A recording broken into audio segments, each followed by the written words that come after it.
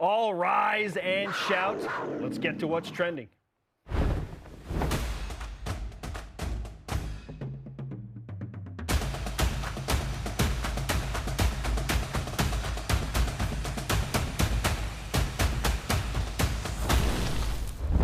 The new kids on the block. BYU, UCF, Cincinnati, Houston, the 4 new schools for the Big 12 making their first appearance at Big 12 football media days. And in the spirit of new kids on the block, Jason, step by step, we will be implemented into the conference. This is the next step. My question for you today is, what do you want to learn at BYU's initial Big 12 Media Days extravaganza? A lot. There are a lot of things that I'm excited to have answers to. One, and it's not really getting a ton of talk, we've heard about this brand refresh, the Big 12 brand refresh. Now, we know it's not a name change. We know it's not a logo change. At least that's what Commissioner Yormark has said, that it's not either of those. But I'm really curious to know what that means. And because we know that Commissioner Yormark and the conference have proven that they're going to think big. I like the idea of what that could mean. So I'm excited to find out what the brand refresh means. The other thing, obviously, with BYU specifically, but the other 3 additions to the conference, I really want to know face-to-face in talking with these guys from opposing teams, head coaches, players, really what they think about the addition, what they think about BYU. I'm excited to be able to sit across from them and ask these questions and their thoughts on coming to Provo, in the late night games and the elevation, like all of those things I'm just excited to have conversations about. You know what I really want to know, but we're not going to find out? Is expansion? Who's at the top of the list of the expansion potentials, right? Yeah. Like, they may lead with that. Who knows? We've ranked the following candidates as such. That's what I really want to know. That's what everybody wants to know.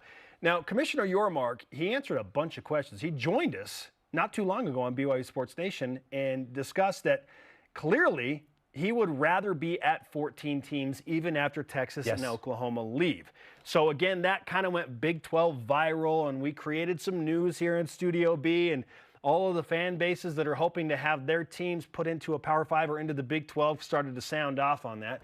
So yes, that's what we want to know. But hey, at least he told us he would rather be at 14. So we know. Yeah, he attached a number to it. We know that this probably isn't over. And he also said, again, I want to be in the West Coast. Jason, this all comes down to, I feel, what happens with the Pac-12 TV media deal. And Brett Yormark will be asked about that tomorrow. He'll be asked about expansion. He'll be asked about the Pac-12 television situation and how it potentially impacts the Big 12 expansion candidates. He'll be asked about it all again, but we still won't know. So that's what I wish we would find out tomorrow. It's all good. Secondly, and again, we probably won't find out about this either, I want to know what the basketball schedule is going to look like. This is Big 12 football media days. We know the football schedule. We have a pretty good idea of, at least we think, of the teams and what they consist of and what BYU is going to face. We have no idea who's coming to the Marriott Center. Right? Well, and he said that, like normal, he's expecting it August, September is when we'll see that schedule, right? Yes. Okay, but I digress. Like, I know I'm asking for a lot. This is me. Yeah, stop being so complaining about my GPS not working fast enough, right? Gimme. I get it. I am very interested to speak with Steve Sarkisian. That is one thing that I'm really looking forward to. The former BYU quarterback. What's his relationship like with BYU? And I know it's only 1 year that Texas and BYU are going to be in the same league, but how does he view that? I'm excited to learn specifically what the big dog and the preseason favorite Texas and their former BYU quarterback, head coach Steve Sarkisian think about BYU's implementation into Power 5 play. I'm sure he'll give a nice political answer, but I still want to ask him the question. So very excited about that. Excited to talk to a bunch of head coaches. Mike Gundy's probably at the top of the list too, right? He's been a proponent of BYU. He's talked about BYU's glowingly national about brand. BYU. Yeah. I want to hear, what he thinks about closing the season on Thanksgiving weekend against BYU and how he plans to have his team bounce back. And then maybe just to get a sense of the future of Big 12 football. Will it continue to be a round-robin schedule, whether it's 12 or 14? Are divisions ever going to happen at any point in the future? I don't think they will, Jason, but I'm hoping that question is answered again because divisions are a thing, right? It's still, at least in a few Power 5 conferences. Is that going to remain even if the Big 12 gets to 14 teams again? I wonder if the round-robin schedule existed because Texas and Oklahoma are staying for one more year. When they leave, like, are divisions a potential thing? And who's BYU's rival? Like, are we going to learn something? Is someone going to say something so that we're like, okay, now it's like, okay. Now it's on. Oh, you've been added to the list. Yeah. Right? I'm really keeping receipts, as the kids like to say. Indeed. I'm looking forward to hearing all of the head coaches and their key players speak about BYU and just their perception. Yeah. You know, we like to think that everybody knows about BYU. Coaches do. I don't know the players do. Like, what do the players that are actually going to play the games and compete against BYU think of the Cougars in year number 1? I'm also really curious to know which storyline is going to dominate more. Because we're going in with the side of the coin of the additions, because BYU is part of the additions. Yeah. But you're talking about everybody else who's already been in the conference. Certainly, you know, teams that have been there from day one, that have been with Oklahoma and Texas. Are they focusing more on the subtractions, which is going to carry more weight in what people talk about? Is it losing Texas and Oklahoma, or is it the additions? I tend, and look, again, maybe it's because this is the side we're coming from, I tend to believe that the conference is going to want to focus on the positive, which is the 4 coming in more than the 2 that are leaving. Yeah, so I think that's where it will go, but I'm curious to see how the narrative from questions, you know, are divvied up. Is it more about Texas and Oklahoma leaving, or is it more about the 4 additions and what they bring to the conference? Is Texas finally back? This is the last hurrah. Are they actually going to win a conference championship? They were picked to win the league this year. But you bring up a good point, and that brings up a thought from Robbie Triano yesterday, who's a Big 12 Sirius XM radio producer and fan of BYU. He declared it. He's 100% in, 10 toes down. Yes. By the way, did you see his tweet yesterday about the cougar tail? How he said he could eat it in 5 seconds? I did. That was hilarious. Also interesting, he said the worst thing that could happen to the conference is that Texas and or Oklahoma are in the championship game, and if both are in it, then it is DEFCON 1. Right. Yeah. That cannot happen. So he said, root for that not to happen so that there is some type of, I guess, momentum of the remaining teams moving forward into this new Big 12 horizon. I thought that was very interesting. Do other fan bases share that same sentiment as Robbie? I hadn't thought about that. Yeah. I hadn't thought about it until he brought it up. Like, do I really care if Texas and Oklahoma hypothetically were in the Big 12 championship game? I guess I kind of do. I guess I would like one of the teams remaining to be represented there, if not 2. You would think the sentiment from those that have been in the conference with Texas and Oklahoma, knowing that they are leaving, would not want them to leave on a high note. Yeah. You would think that would be the case. Yeah. That everybody would be rooting against that happening. You would think. What's the reception for Texas and Oklahoma? That is another thing to watch for at Big 12 Media Days. One of the things that we were talking about yesterday on the show was the Major League Baseball draft and whether or not we expected any BYU players to get drafted. Mm-hmm. Both of us said expect. We probably didn't expect, but we were certainly hopeful. 20 rounds. That somebody would get, and we talked about Austin Deming. Well, congratulations to Austin Deming. He was selected by the Houston Astros in the 10th round, a top 10 round draft pick. Yes. Congratulations to him. So it got us discussing this morning in our meeting, which program on campus, so which athletic program would benefit most from having a bigger presence in a professional draft. Obviously, the one that gets talked about the most is college football, and then drafted into the NFL. Obviously, what we've seen, women's soccer has had several players drafted into the NWSL, playing professionally.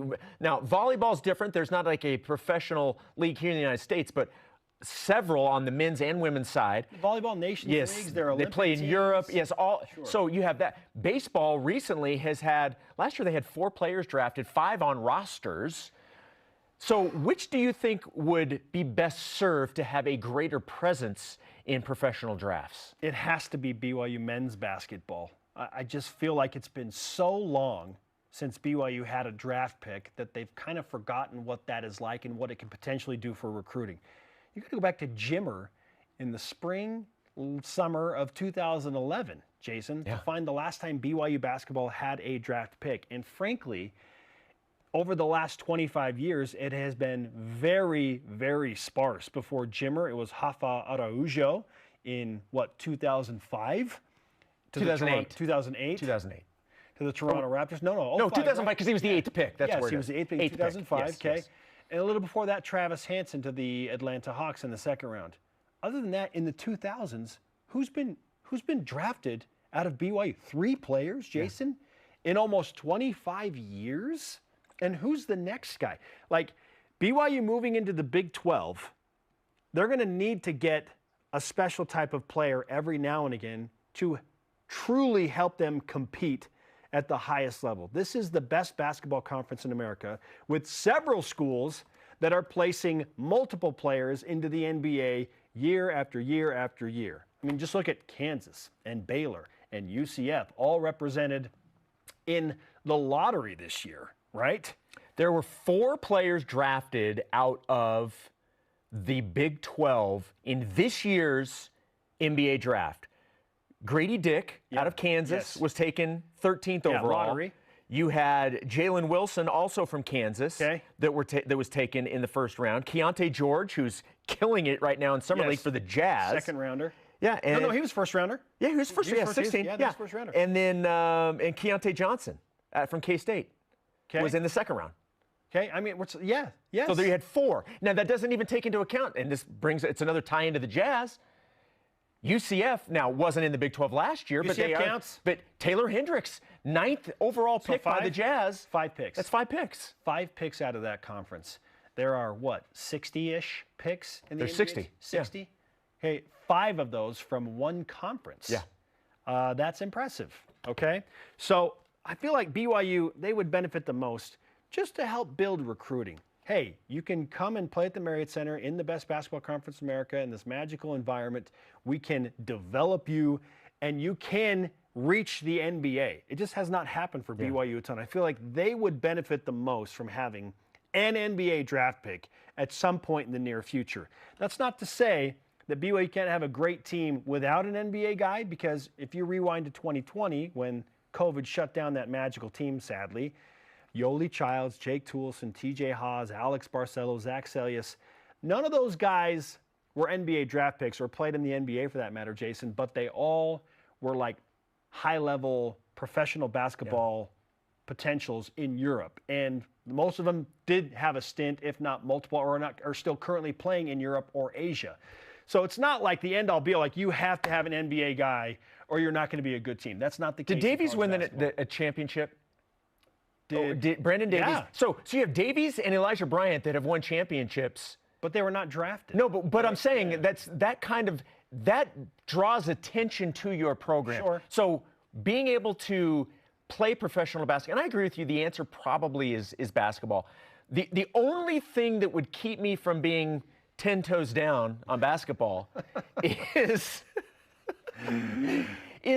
the highest profile sport in college is football. Yes, but I feel like they're doing a good job. But no, I agree. But the more draft picks that they get, it's such a higher profile that I think a case could be made that still it might maybe football, even though they're killing it right now with that, especially quarterbacks. You're looking for 3 years in a row you'd have a quarterback drafted, because we're assuming Keaton Slovis is going to have an unbelievable year and get drafted. Wow, 3 quarterbacks in a row, 9 draft picks in the last 3 years. But the answer, I agree with you, probably is basketball, especially because of the league it's going into, where you've got not only multiple teams that have players drafted every year, and you're talking about blue bloods like Kansas that's in your conference, but you're talking about teams that have won national championships within the last 5 years. Yes.